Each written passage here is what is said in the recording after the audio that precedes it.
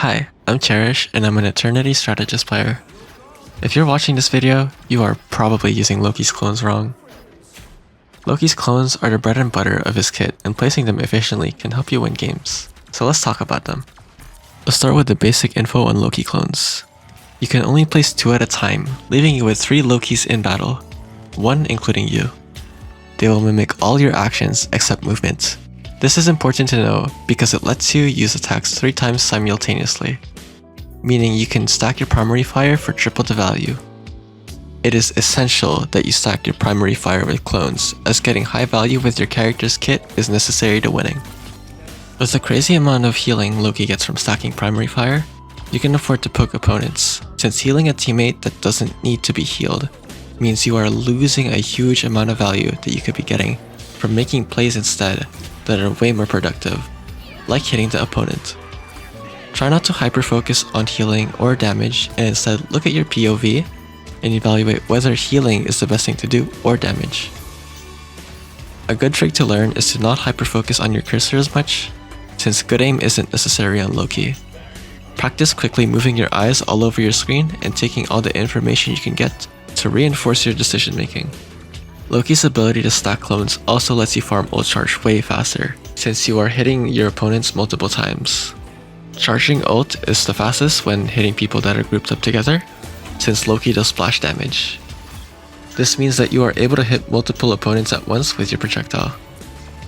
For example, if both your tanks are fighting the enemy tanks, that usually means it's a free ult charge for Loki, since you'll be hitting like 2 to 4 people. His splash damage and clones are the reason why Loki has one of the fastest charging support ults in the game, so abuse this. When I'm at 100% ult charge, however, I'm usually more cautious of hitting or healing people, since I don't want to hog extra unnecessary ult charge for my other support, or feeding ult charge to the enemy team. When you're at 100%, you only want to be healing or doing damage if necessary. You can apply this tip to pretty much all characters in the game as well. Positioning Loki's clones is pretty simple and doesn't require too much thought. So it kind of tilts me a little bit when I look at Twitter or TikTok and people say this character is like insanely fucking difficult and is like one of the hardest supports in the game, when he just isn't. I don't know. But I mean, anyways, as a Loki player, you just need to ask yourself 2 things. Are my clones in line of sight of who I'm trying to hit, and are my clones safe from taking damage? If your answer to those 2 questions are yes, then you have achieved maximum value on your clones. Now, if your clones die, it is not the end of the world, as you can always summon another one. It is only an issue if your clones are like constantly being taken out, basically draining all your cooldowns and making you lose value from not being able to consistently stack your primary fire, since you're gonna be down clones. A beginner mistake I see Loki players do is using their shift to protect their clones, which is just a really bad habit to do. You're using what is basically a mini ultimate on a clone that you can just replace with a new one instantly. Loki's primary fire also plays a big part in how his clones want to be positioned. His projectile is best when aimed at the ground because that is when it's the most accurate. Because of this, his clones are also the most accurate when placed on high ground, as it will always aim below itself. If you want to pressure enemy backline off angle, then high ground clones are effective for this, as the accuracy, combined with your projectiles not being blocked by enemy team tanks, as you have full control on who you want to hit. The downside to this is that a lot of high ground areas make Loki clones very vulnerable to hit because of the lack of cover. The clones will also usually be far from your teammates, so using shift will require you to place another clone near them. Being far from your teammates also means that your projectiles will hit slower.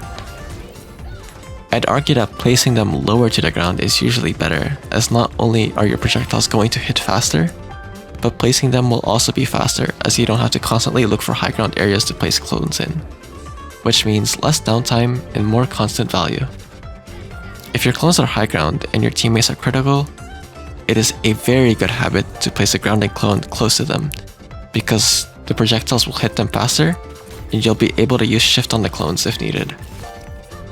I highly encourage you to use both high and low ground clones, as good Loki players will know when to use both. Honestly, just try not to overthink clone positioning too much. Just try to constantly think about who is the most valuable person to target in fights, and how can my clone placements help achieve higher value with that play. Also remember the 2 questions. Are my clones in line of sight of who I'm trying to hit, and are my clones safe from taking damage? Value is the one word you constantly need to be thinking about, not only when playing Loki, but when playing any competitive game out there. Basically, value, value, value, prioritize value. Let's talk about cooldown management. Ideally, you'll always have all clones active on the map, plus extra placeable clones just in case you need to reposition for higher value. This can easily be achieved by not having your clones constantly get taken out by enemy team. I love using right click to place extra clones, as it is an insanely fast way to do so. And I'm not really worried of saving it as an escape option, since I can get hit out of it anyways. Using teleport will always be a better escape option. The only time I use right click for peel is either when I teleport out and then right click to reposition, or if I have to reposition with stealth before enemy team gets on me, so I don't get hit out of stealth when they're already on me. Always try to have your E up, as it is an important cooldown to save yourself and your teammates. There will be a lot of times where you need to E near your front line to press shift.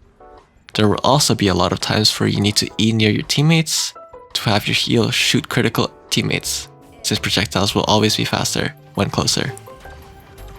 There will be a lot of times where you need to use E to escape against dive, since using your shift against dive characters can make it lose a lot of value, especially when it counters ultimate abilities, and you can always be dove again when your shift is on cooldown. So please use teleport instead of shift if you can. Basically, always try to have extra placeable clones, as it can be the deciding factor on whether you or a teammate lives or not, or whether you can kill an enemy or not. Also, some niche clone tricks, you can always use clones to like body block yourself. So if you're fighting like Hela Hawkeye, that is very useful. And then if you're playing against Moon Knight, you want to position clones like way farther from your teammates. Honestly, I don't hyper focus too much on how my clones are going to be positioned based on matchups, because a lot of your clone placements are going to be very similar in most games.